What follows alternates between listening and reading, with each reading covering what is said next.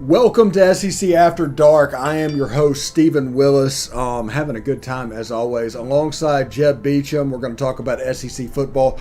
Corey, as you can see from that letter B, is brought to you by the Count. No, he has a mouse in his house, and he'll be along with us shortly. So, how you doing, Jeb? Doing pretty good. Upgrading my equipment a bit. Hopefully it sounds a little better than it did last week. Yeah, it should be a lot of fun. Today on the show, we are going to talk about Haynes King winning the job at Texas A&M. That announcement was made. We will laugh at the alliance and the little setup they have going up, and we'll go kind of around the SEC, check in on the Tennessee quarterback race, check in on the South Carolina quarterback race, and see how things are going. I do want to remind you, you can follow me at the Stephen Willis or at Old Positively. You can catch us on Facebook at facebook.com/Pomcast. And of course, you can hit us up on YouTube, Positively Ole Miss. Subscribe, hit the bell. You'll not just know that we're streaming, you'll know what we're streaming about. And of course, you can catch us on Twitch at Positively Ole Miss. If audio is more of your bag, you can catch us on Google Podcast, Apple Podcast, Stitcher, SoundCloud, Spotify, iHeartRadio, TuneIn Radio, and Pandora. We're also on several smaller podcatchers, but if we named them all, it'd take the whole show, and we can't, take time doing that. Also, we want to remind you, if you want to comment on the show, the easiest way to do that is just comment on the live stream, whether in YouTube, Facebook, or Twitch. It will appear on our line. We'll be able to see it, and we'll be able to interact, and you'll be able to have your say on this show. And also join our Patreon, $3. That's all it costs. And you get exclusive shows like Pomcast Extra, Reb Calls. And today we debuted our commitment spotlight videos where we talk about the commitments that come in. So that was a good deal. We're trying to make it a little bit worth money, but the money is to ensure that shows like this one, SEC After Dark, and the Pomcast Beast of the East and Best of the West remain free. So, Jeb, before we get started, I know it's new. We kind of got rushed into it last week. What are you looking for among this football season? What are you looking forward to after what we went through last year? Tennessee winning the East, I think. No. Okay. No, I just want football to get kind of back to normal. Last season there was so much drama around COVID, and it doesn't look like it's slowing down a whole lot right now. It just hasn't affected football as much this time around so far. I'd really like to see that just stay out of it altogether. That would be great. Allow us to actually play a normal schedule. The SEC pretty much played, what they were going to do anyway, so it didn't affect us in the SEC quite as much. But I don't like the other conferences not getting their games in, because we need to have our bowl games at the end of the season where we go and beat the other conferences and remind them that they're not nearly as good as we are. It's just not as much fun if they didn't get to play. Yeah. So. I mean, it's a lot of fun. And also this year, it seems like, other than Matt Corral at Ole Miss, it seems like an abundance of quarterbacks, new quarterbacks in the SEC this year. And you have several competitions. Like Alabama's breaking in a new quarterback. They're preseason number 1. Texas A&M's breaking in a new quarterback. They're preseason number 6. Georgia, their quarterback had exactly 4 starts last year, or maybe 5 starts. It was less than half of the season.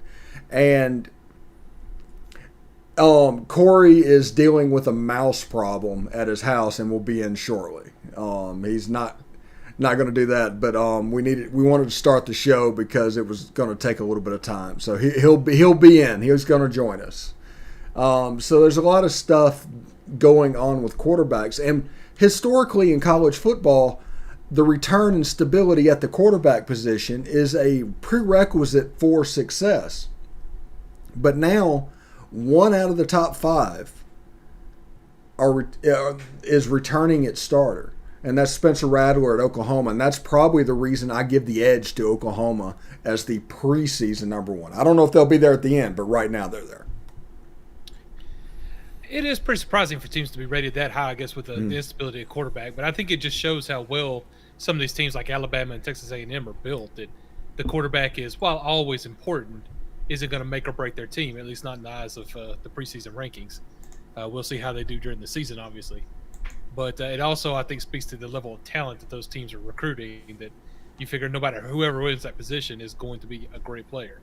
So again, you just never know what's going to happen when the season starts. But yeah, it's a lot of stuff. And Texas A&M, Haynes King won their quarterback job. Jimbo Fisher announced that today, going into he's going to take the first snap essentially against I don't know. I think they play Toledo or somebody in the first game. I don't know. Just forgive me for not knowing who they play, but it's a game they should win. So he's going to take the first snap. That instability, their preseason ranking of number 6, that they're going in with, it just makes me nervous. It just makes me nervous what's going on, that you just don't know what he's going to. Maybe I'm just burnt by Jeremy Johnson or at Auburn and all that's going down, and I just don't know. I just don't trust quarterbacks until I see them.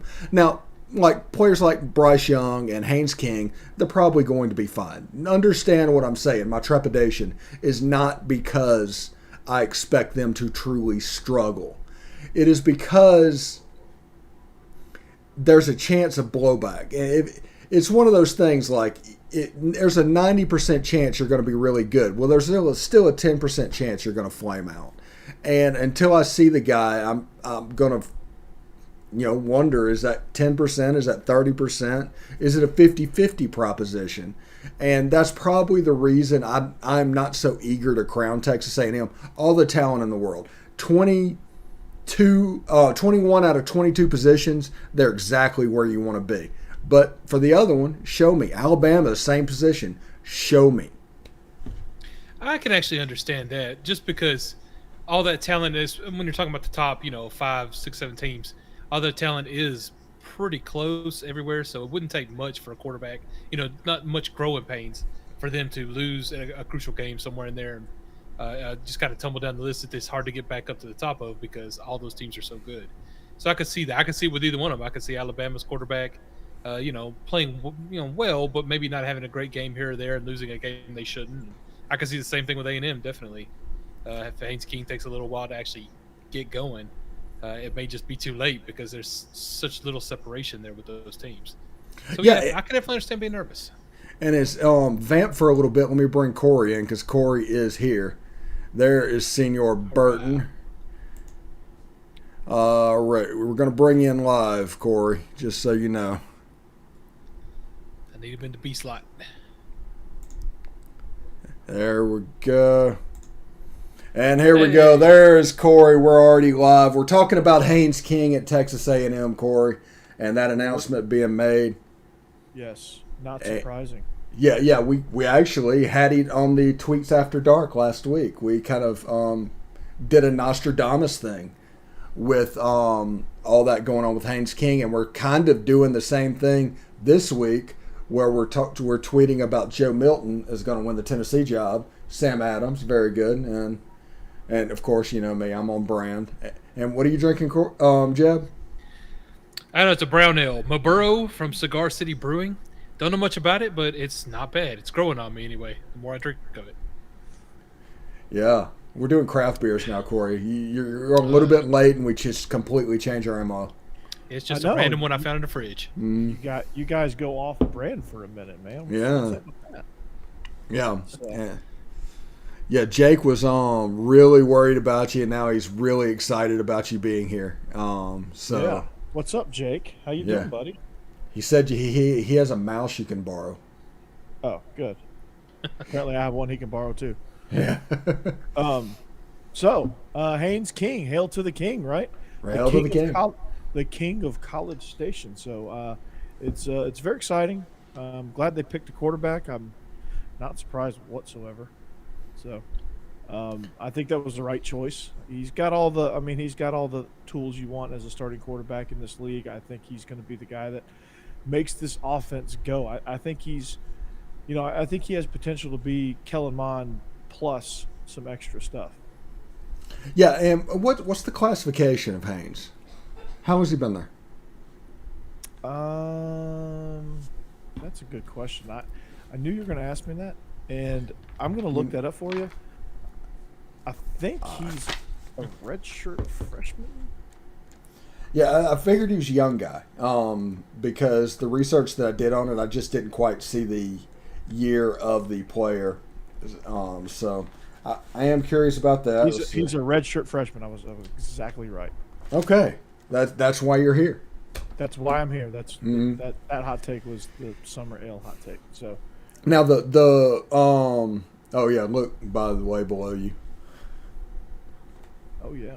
Yeah, we're going big time, and once that becomes SEC centric next week, that'll be up, and I think we're going to, once we get going, put our picks in that window as well, so that'll be rotated through, so everybody can know what we picked. There you go, man. Yeah, this Tweets After Dark thing's legit. This setup is awesome, man. The chat box looks awesome. Our 3-shot looks awesome with the tweets in the 4th box, man, and our picks, the picks that you shouldn't take that I'm going to give you. Yeah, you know how that goes. So yeah, it's pretty good. I'm pretty excited about definitely the Tweets After Dark and the chat and the Vegas line from Vegas Insider. By the way, I know you guys use BetAG on your .ag. Yeah. You can pitch those if you want to, but that's just where I've got the lines from. I need an easy way to get the lines, and I'm not a member of the Believe Network, so I don't have access to get that. Well, you can go to the website and sign up today and get your 50% welcome bonus. There you go. It feels like you've said that before, haven't you? I've said it a couple of times. I know Jake has too. So appreciate it, Jake. Really do appreciate it. You are a wizard. You are the capital W wizard. So. Yeah. Speaking of that, we're going to move on to the Alliance because the only thing that pops into my head is that scene from Arrested Development where the magicians are there and there's like a wizard and a clown and Job holding a sign that says, "We demand to be taken seriously." That's all I can think of when I think of the Alliance in the Big 12, Pac-12, and ACC. Yesterday we discovered that there's not really a scheduling thing right now. There's going to do something down the line, maybe, possibly. They might vote on stuff and they care about things that they already cared about. Really what is going on, in my opinion, what is going on with this alliance and the whole thing is this is a ploy from Fox to try to destabilize the ACC, to get their hands on it, and to try and get into the college football playoff. They want to break up ESPN as much as possible. But I hate to break it to these guys. ESPN is in the Mountain West. They're in the WAC. They're in the Mid-American Conference. They're in the Sun Belt. They're in Conference USA. They're in the American. Those are the conferences that are going to decide the playoffs need to be expanded. It's not going to be the Big Ten, the Pac-12, or the ACC, even the SEC. It's going to be those Group of 5 conferences because they want to get paid too, and open it up will mean their guys have a chance to get in it. Yeah, it will. This alliance, man. Jake, you said it best, man. The alliance, the synonym for that is, it's a joke.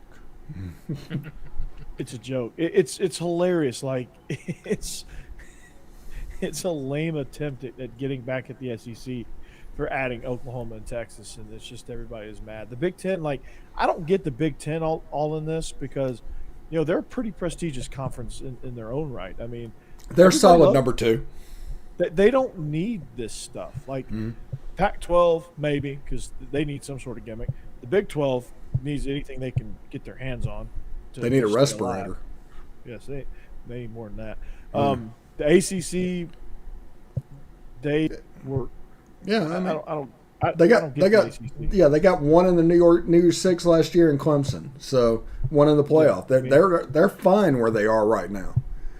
Yeah, and they've they said, hey, we're going to dominate basketball, which they don't even do that anymore. The SEC's dominating basketball too, so it's weird. It's just a weird response to the SEC expansion. Like, they come together like, we're going to form an alliance. We're going to take you down. You're not going to take down the SEC.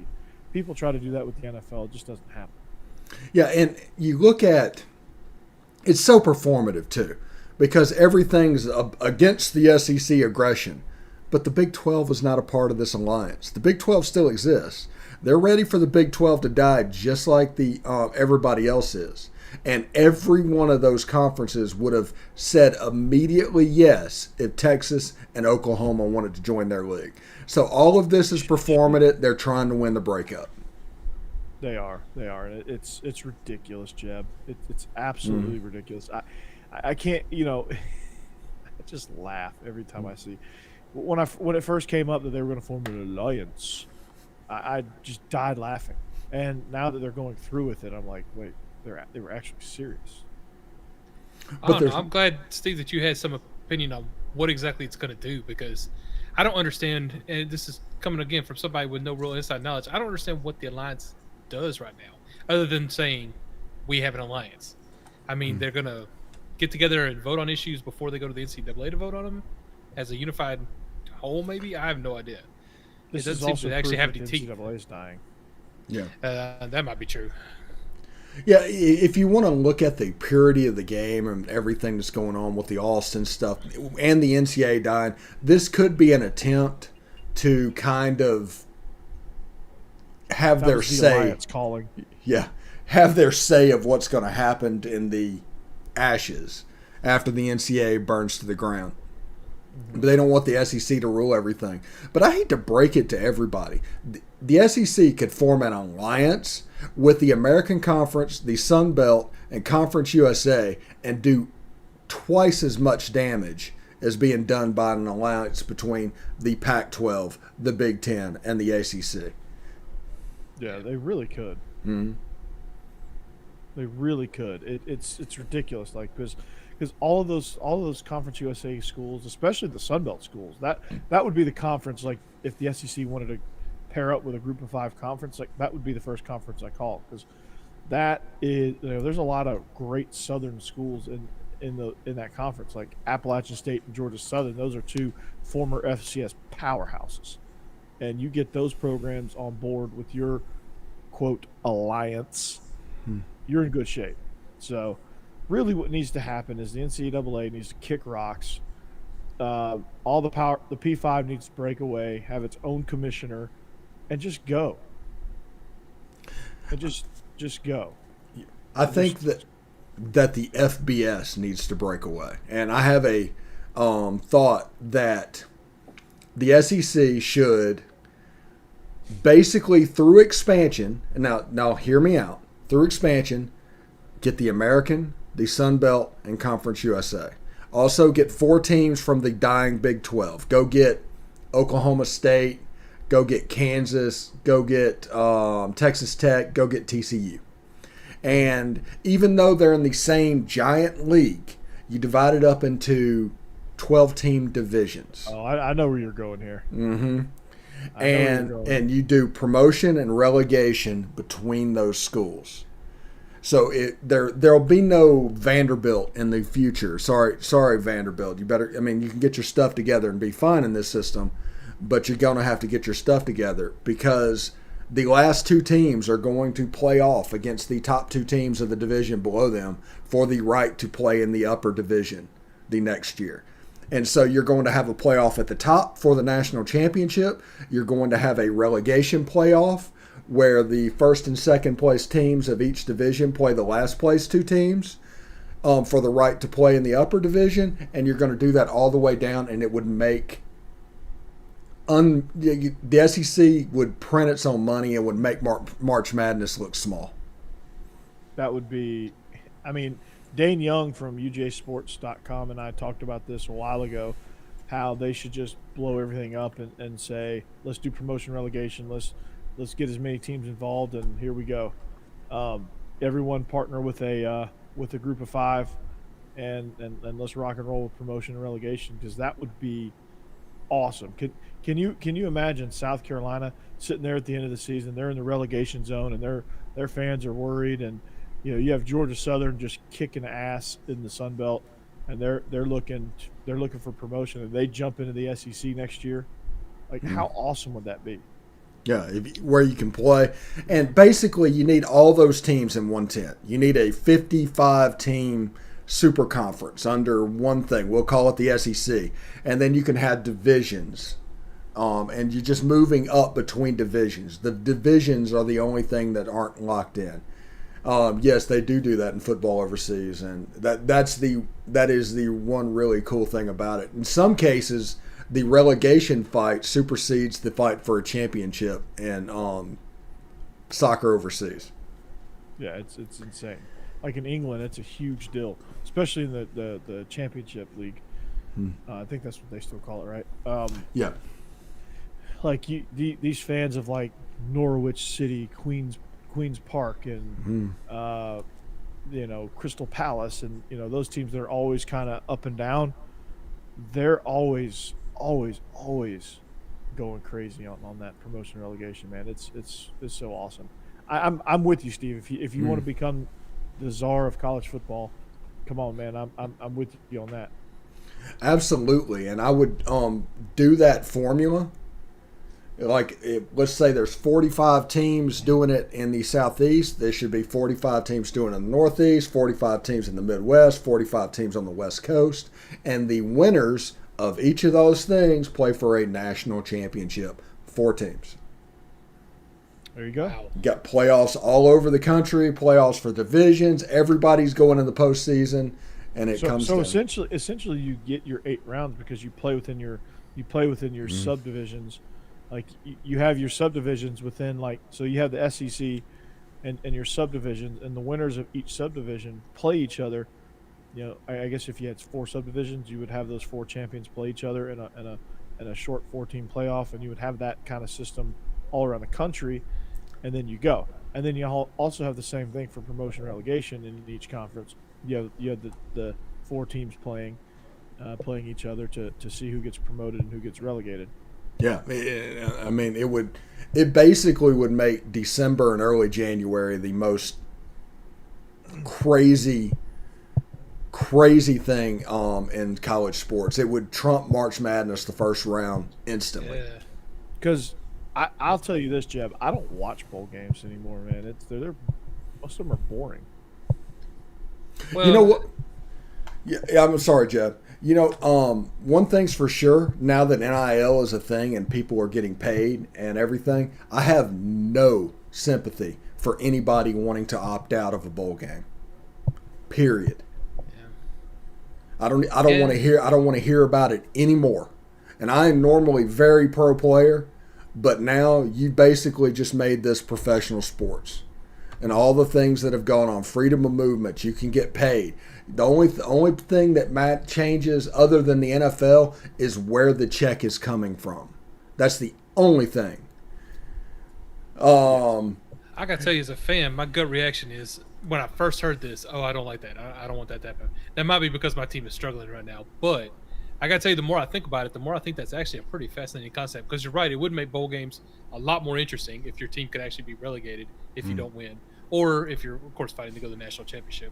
It also might make it easier for smaller schools to retain good coaches when they find them. They go out and find these great coaches, and those coaches could actually move them up in divisions to make them better, more, I don't want to say better schools, but, more important in the college football atmosphere. More prestige. So, more prestige. You jump into the, to borrow a term from Europe, you jump into the Premier League.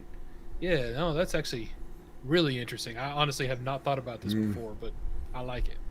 Yeah, whenever we look at the rubble of what the NCAA is going to eventually become, it's kind of important that we look outside the box and don't just look at a linear thing that people normally think like next exit ramp only on an interstate. That's as far as they're willing to go. And there needs to be true outside the box thinking, or this thing is just going to slowly go a different direction. And in 20 years, the unintended consequences are just going to bite us. If we take this drastic step, I think it will be entertaining to the point where it will save college sports and really draw interest to the college game that wasn't already there.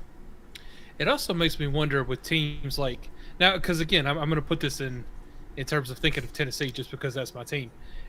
Teams that are struggling like Tennessee has these last few years, I wonder if that would actually make it easier. If they move down, they would have less pressure so it might make it easier to find a Oh coach, no! give them Oh time. no! Can you imagine Tennessee if they get relegated? Oh, Can I you can imagine imagine? our fans. Yes, Can you that imagine the pressure to get back up into the Premier? that's a good point. Yeah, Like if you're Georgia Southern and you go up and then you get relegated back down the next season, it's no skin off your back, right? yeah. Because you're not supposed to be there in the first place. But if you're freaking Tennessee, that's a different story. That would be like that would be like Arsenal, who's struggling right now in the Premier League, I think, right, Steve? Yeah. Arsenal, who's struggling, getting relegated. If Arsenal were to ever get relegated, that would be like Tennessee getting relegated. It's a huge deal. Well, I assume whoever was coaching them would be immediately fired. Yes. Can you imagine if Alabama got relegated? Because it would happen. Oh my God! Can you imagine Alabama in the Sun Belt? Wow. Alabama traveling to Arkansas State to play Butch Jones. Yeah. Oh my gosh, Alabama versus Butch Jones. Oh. Yeah. I forgot about Butch Jones being at Arkansas State. I don't know why I forget about that over and over again. Because you want to. But the thing that would happen is like somebody like Billy Napier at Louisiana, there's a legit purpose that he could stay there because in 4 years there's a chance that he could be up in the Premier Division and be with the big boys. And the University of Louisiana could be like where they always want it to be and what they think of themselves by calling themselves the University of Louisiana. I mean, it's all fascinating, and there's so many storylines that can be written if people would just lay off the protection that they have. Like Ole Miss and State, God bless them, but there's too many people that think, well, they don't recognize that they're only in the position they are because of the good fortune of who they chose in 1933. Yeah. That's the only reason they're not Southern Miss right now.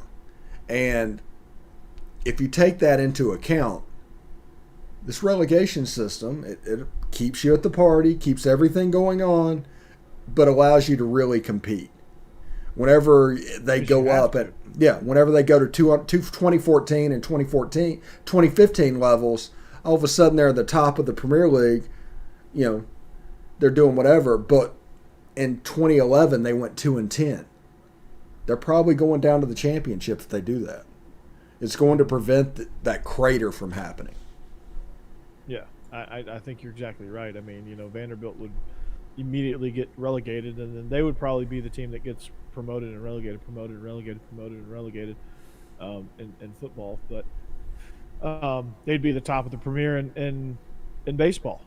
Like they'd win the championship every year. But South Carolina would be up and down. I think Mississippi State would probably be that team that's up and down.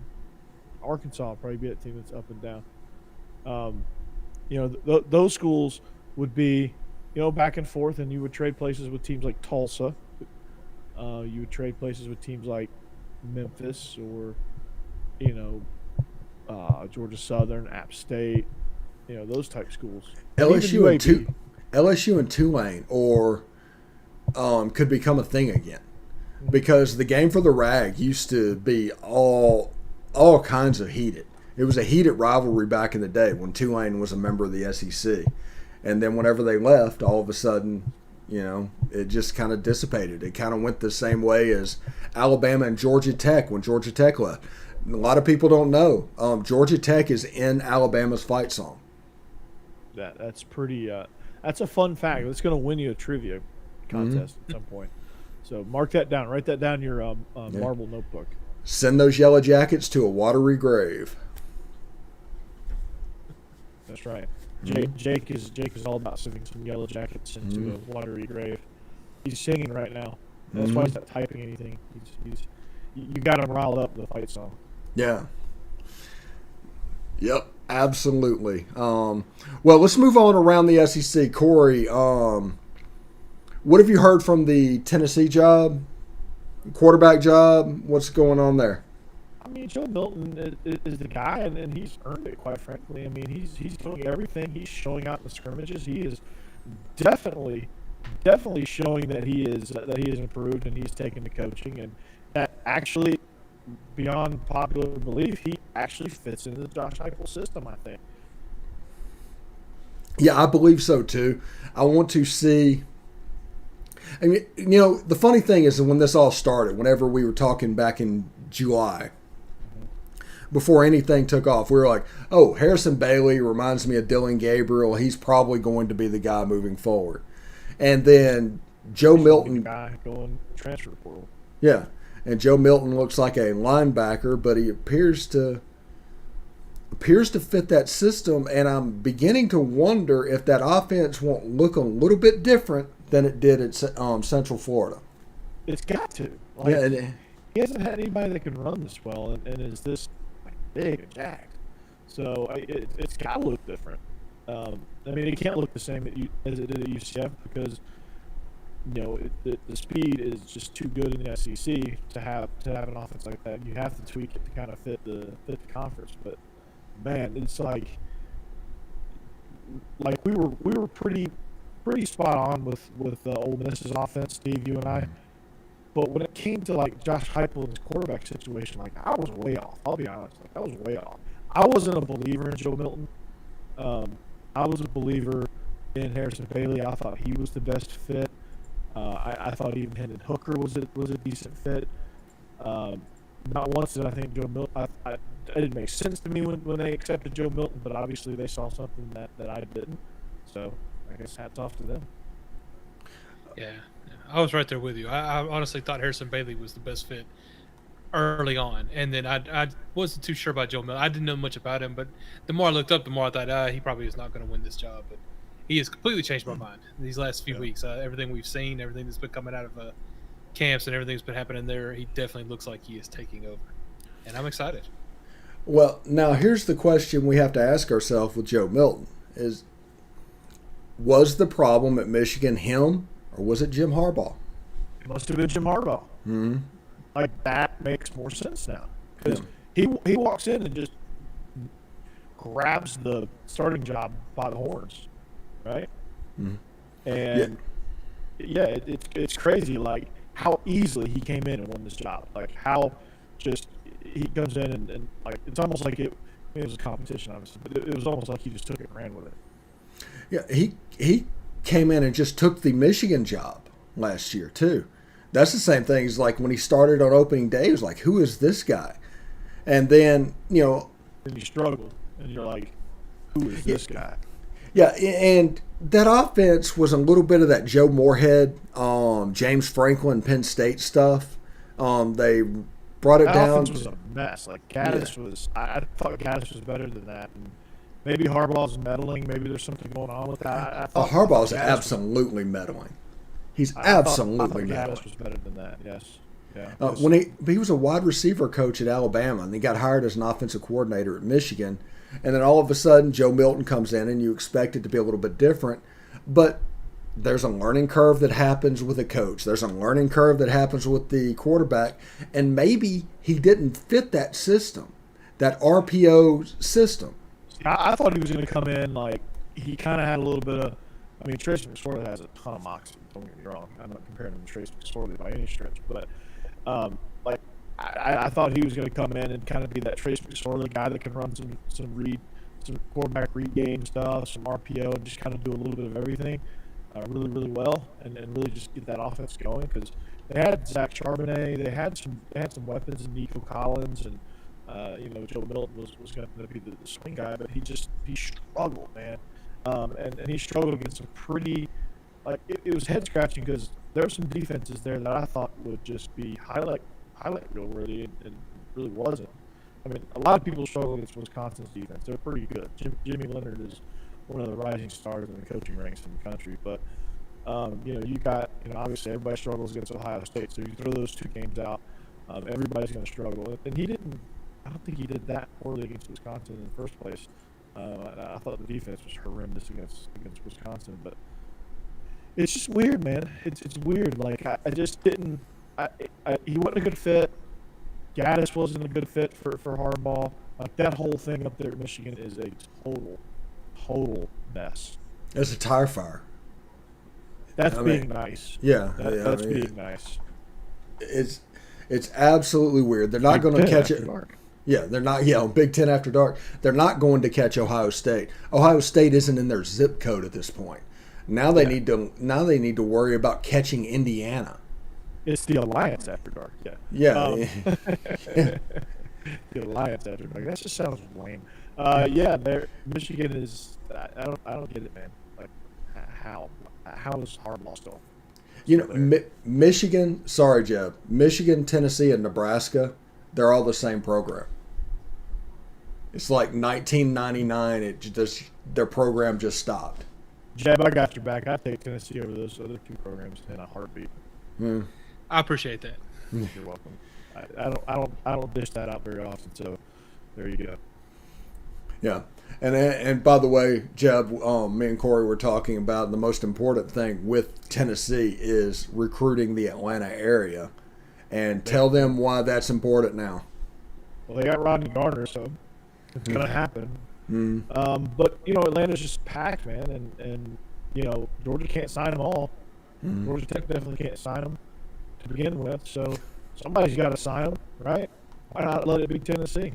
There's 150, SEC prospects in the Atlanta area. You can only sign 25, so go get them. I think Atlanta's closer than Memphis, so I understand. Yeah. It's going to be interesting. Also, let's move over to South Carolina. They are not. Hey, look at that! Look at that! Yeah, very funny, Jack. They have not named their quarterback moving forward at this point. Why is it not Gaudier? Or Moore? I think his name's Moore. It's just going to be Colton Gaudier. Yeah. Gaudier, whatever his name is. But Doty's in a walking boot. Do they want to see if that boot comes off and do a couple of days? I mean, it's just a weird situation in South Carolina. This job, they should just name it, don't worry about it, and just go. Jeb, I'm gonna let you take this one. Yeah, I'm gonna apologize. I don't know much about this competition. Well, neither does most of the SEC. Exactly. Gaudier is everything I've ever looked at when I glance at the South Carolina news feed is like, and you hear South Carolina fans talk. He's the guy. Like that's the dude, right? And we know what Doty has. He has a full season. He did beat out the Walensky kid, which was kind of impressive. But that was the most pitiful run of South Carolina football I've ever seen last year. And Luke Doty was the quarterback. So, I'm not trying to make connections here. Well, Luke Doty became the quarterback after Muschamp got fired. He played a little bit against Ole Miss in the clipboard game, but after that game is when the change was made. Whenever Bobo took over, it was. He's not a thrower. That's the problem with him. Luke Doty is not a thrower of the football, and in modern college football, that is, I don't know about that. Kentucky's like, come on, man, you got to get better at the forward pass. Yeah, you need to be like us. Yeah. You see our offensive coordinator, our shiny new quarterback, Will Levis. He's from the NFL. Oh, yes. Look at this. We just waved all kind of pixie dust of throwing the forward pass all over our team. And the youngest stadium, which Kroger Field, by the way, is the youngest field in the SEC, is going to light up the scoreboard. The air raid is coming back. Isn't it hard to believe? They brought the air raid. They basically invented the air raid in major college football. Tim Couch and Mike Leach and all those guys throwing the ball around, and you basically just run the single wing for 3 years. They just regressed so much from what they were. It's kind of funny. I mean, J-Lode played there, the Pillsbury throw boy. He did. R.I.P. R.I.P. Yes. Just watching them year to year to year just get worse and worse and worse in passing. That's not like Kentucky. And Kentucky used to be really fun to watch, even though they weren't really going to win much, but they were fun to watch. And now they're boring. Yeah. But with this guy, Liam Cohen, maybe they're not going to be boring again. Yeah. They used to have Tim Couch, Derek Abney, Craig East, and just throwing the ball all over the field and having a good time to do it. I mean, they might lose the game, but they might lose 63-56, and that was in 1997. You know, I mean, that was just a completely different time. It was like unlike anything we'd ever seen. Now we just call that football, but you know, back then it was really strange. Yeah, it was, because everybody was in the eye. The SEC was still kind of even like split backs, and you know, like the pro system of like the near and the far offset backs, and almost wing T ish, you know, like pro style wing T almost, like with some of the formations. So it was crazy, man, and everybody was like, "Who's this? Kentucky? What are you doing?" Yeah, they put the sirens in there that they still use, which is hilarious with the Terry Wilson teams not being able to throw the football. The air raid sirens going off whenever they get a first down. It's just utterly ridiculous. But, you know, good for them. They've rediscovered the forward pass, apparently. Will Levis, you know, we talked about him last week. He's going to be a great quarterback for them. Now, have you heard anything else? What's going on in Georgia? Give us an update on them. Well, the second scrimmage took place. Israel and I did a show last night, actually, and talked about the scrimmage and some guys that were showing out. You know, the Darnell Washington is he's going to be out for about 6 weeks. He had surgery on his knee, and so he's going to be out for a little while. So there's some question marks at tight ends. I'm not worried about the tight end position because I think Brock Bowers, John Fitzpatrick, and Rylan Good is going to be a good enough answer at that position. Like Brock Bowers has been absolutely outstanding, and but I think some of these receivers and you know, going like 20 personnel with Zamir and James Cook, you'll probably see that a little more often early on. You know, the offensive line position, they're really desperately trying to move Jamar Sawyer, who's on the preseason coaches All-SEC team. They're trying desperately to move him inside the guard to his natural position, but they're just not there yet. So he's going to start at left tackle. Defensively, obviously, a couple banged up injuries to Darian Kendrick and Tyke Smith. Those guys are going through some nicks and bruises, but most of the injuries, knock on wood, I don't say minor, but they're not major either. Like if this were a game week, you know, 3/4 of them would probably be able to play. So it's you know, good times there in Athens. The defense is really showing out. The offense, there's even more clues. Really? There's even more clues that Kirby is cutting it loose. Okay. I'm going to hold you to that. You will. Yeah. You'll see it next week. Yeah. Ole Miss second scrimmage, the defense actually won. There's several number changes, as you would expect. Otis Reese changed from 26 to 3. Jake Springer changed from 39 to 1. There's a whole bunch of games being played in the preseason just to basically make the film and everything looking at it useless. I think numbers and position changes every week. So Lane Kiffin is actually playing games. Matt Corral is, according to everybody this fall camp, just completely taken another step.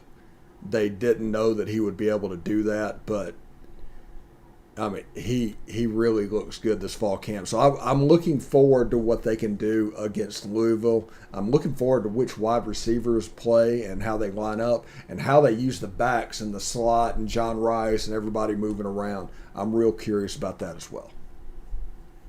Yeah, that's gonna be interesting. Like I was kind of curious on how this whole Matt Corral and the offense was going to progress even more. Like, how can they? What are some things that they're doing to be able to top what they did last year? Because you know teams are going to have answers. So, how are they going to answer the answers, right? How are they going to counter the answers that these other teams are going to have that have had a full year now of Lane Kiffin's system? So that's probably the biggest question offensively for Ole Miss. Defensively is the playmakers, and who are some guys that are emerging now that weren't quite emerging earlier in camp. Like, who are those guys? Players that are emerging. Henry Parrish is having a good camp, a really good camp. The offensive line, they got a grad transfer this week from somebody named Jordan something. I just forgot his name. Offensive line, Orlando Amana. The offensive line is doing really quite well. But defensively are players that are emerging, like the Jake Springers, the Otis Reese. Otis Reese is probably the best player on the team. Otis, my man Reese. Yeah. Keydron Smith moved back to free safety, played for cornerback for 3 years at Ole Miss. And that is, to me, a sign that the players that they brought in on signing day, the big, tall, rangy guys, they're obviously making some noise on the outside. And Chance Campbell, of course, transferring from Maryland. The middle of the defense, and I like to, on my show, talk about the spine of the defense, to use a soccer term. It's really with the interior defensive tackles, the middle linebacker, all three safeties. It's all new. They changed them all out. And the defense, because of that, is going to look pretty good because, as we've talked about several times, the middle of the field is where modern football is played. Yes, it really is, and that's where RPOs are attacking the spine of the defense, as you say. I say the cylinder, but the spine of the defense, the cylinder of the defense. That's where most of your action's happening. If you can hold those guys in place, then you're going to be pretty good because it's all about holding those guys in place and forcing them to think a little bit and to play a step slow so that you can create matchups and numbers out on the perimeter. Yeah, and the beauty of this offense, and you'll see it this year as well, Jeb, with what Josh Heupel is doing.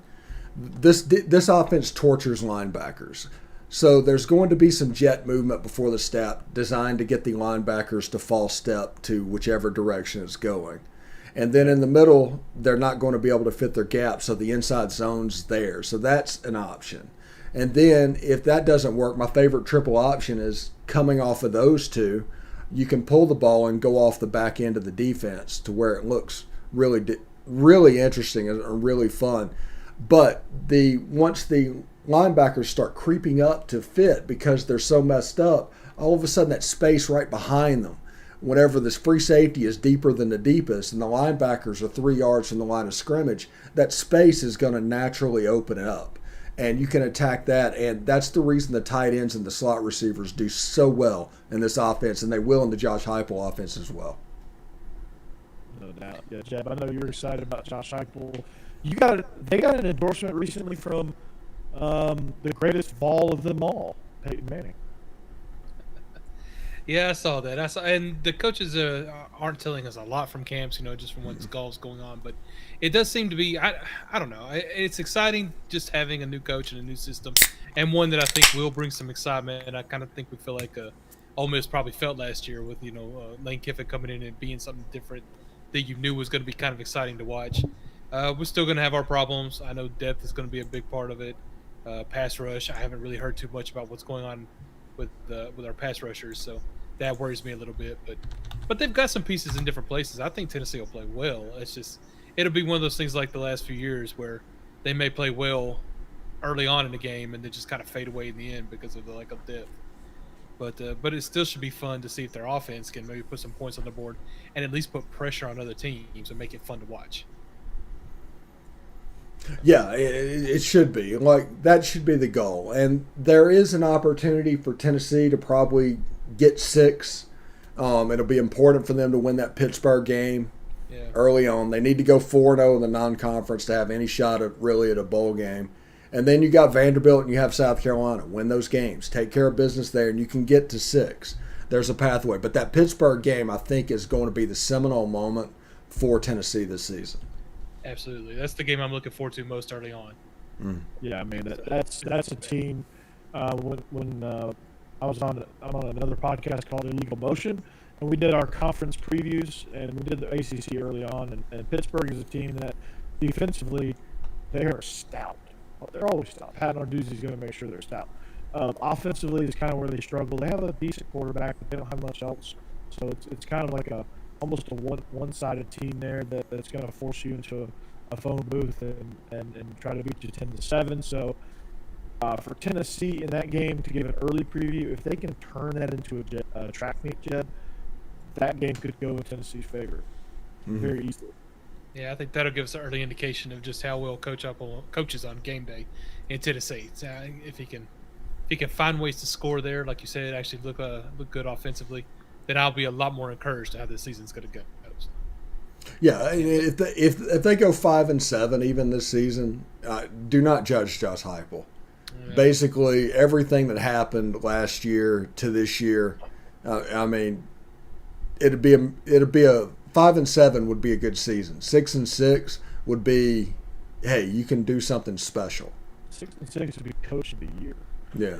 Yeah, losing the amount of talent we lost this season, just to people going, seniors, and then also to the transfer portal, which just killed us. It's insane, and as a Georgia fan, I kind of liked it, but just as a pundit here, I've been watching Ted Lasso. As a pundit here on SEC After Dark, it's insane to think about what Tennessee is facing despite losing all of that stuff. So if they can go 6-6, that would be a miracle. All right. I know there's no SEC games this weekend, but with week 0 coming up, my game of the week is probably the Nebraska Illinois game. Burt back coaching. Birdie. Mm-hmm. And Nebraska opened up as a 9.5-point favorite. That line has dropped to 7 points. Do you think there's any chance of Illinois being able to jump up and get Scott Frost? I mean, if that happens, that's the end of Scott Frost right now. He might as well not even coach out the rest of the year. I mean, that's fine. I mean, I'm not against it. I think this line's dropping for a reason. It opened at almost 10. Now it's dropped 3 full points. That's a lot in Vegas when you think about it, especially with a supposed talent disparity between Illinois and Nebraska. I kind of like the Illini here. I think I might take the points in the Illini. I think Illinois has a really good shot at winning this thing outright. Is that where Bilma went? Yeah. Brett Bilma? Yeah, that's what we were talking about, Burt. We just call him Burt instead of Brett. Oh. Yeah. Okay. I was wondering what you were talking about. Yeah, no, actually, and he's a good coach, so Wisconsin I don't know. I do could the same thing. It's hilarious. I could see Illinois coming in and taking that one. Yeah. He's a good coach, just wasn't fit at Arkansas at all. Yeah, I agree. Also, the other game, UCLA versus Hawaii, open up UCLA by 11. That line has jumped to 17. That's a huge jump. UCLA is nasty, dude. I think they got 10 of 11 starters coming back offensively, 9 on defense. It's going to be like Dorian Thompson-Robinson is it wouldn't shock me. I think there's some other players that I think might get it ahead of him, but it would not shock me if he was Pac-12 Player of the Year. I mean, he is good, and he's got experience. And Chip Kelly's finally got the pieces that he needs, and he's got the experience on the offensive line. So LSU comes into town next week. That'll be interesting. Yeah, on Fox. It's a road game for the Tigers. And 2 time zone jump or 3 time zone jump. Yeah, 2 time zone. I don't know about slam dunking LSU in that game.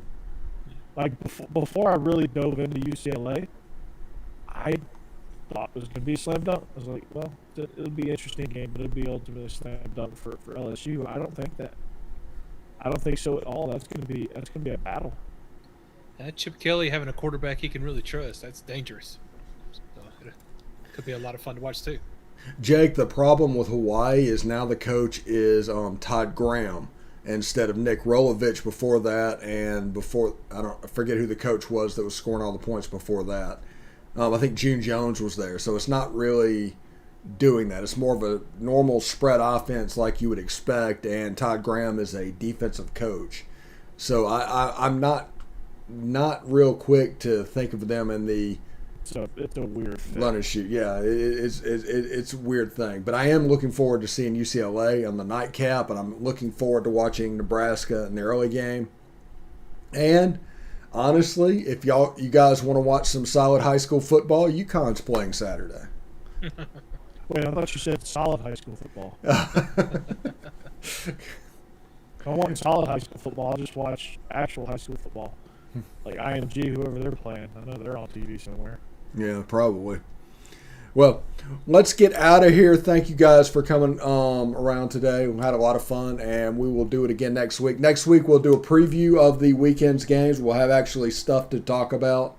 We can get into the meat of it after talking about the same thing over and over again. We'll do our picks. We'll have the lines for the weekend. All the stuff you can see here and all the stuff we've been building to starts next week. I think next week we might take phone calls as well. Oh, phone calls.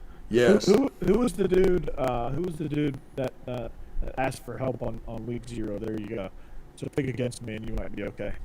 Yeah. He asked last week. He popped up last week, so Okay. he's obviously concerned about week 0.